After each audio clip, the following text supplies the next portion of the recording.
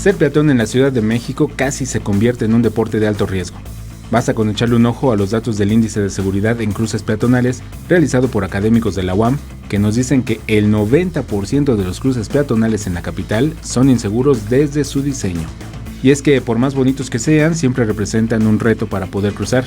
En el corazón de la ciudad se encuentra el cruce de la calle de Madero y el eje central, flanqueado por dos de los edificios que en su momento fueron los más altos de México, la Torre Latinoamericana y el edificio de seguros La Nacional.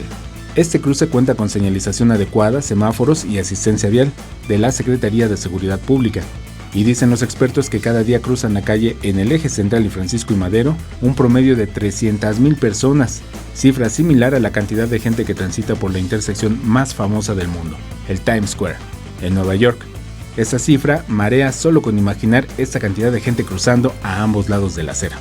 La intersección concentra tal cantidad de personas que es considerado uno de los más conflictivos, no solo por la cantidad de vehículos, sino por la cantidad de personas que entre empujones atraviesan a diario este paso de cebra de 15 metros de ancho para tratar de llegar a la acera de enfrente, confrontando a la multitud que se encuentra al paso en un tiempo de 1 minuto con 5 segundos, que es lo que tarda en cambiar la luz del semáforo.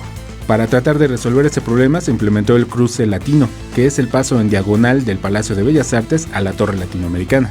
Sin embargo, la cantidad de gente es tal que también resulta insuficiente. Imágenes: Javier Martínez, información y voz, Alberto Álvarez Santana, 21 Noticias.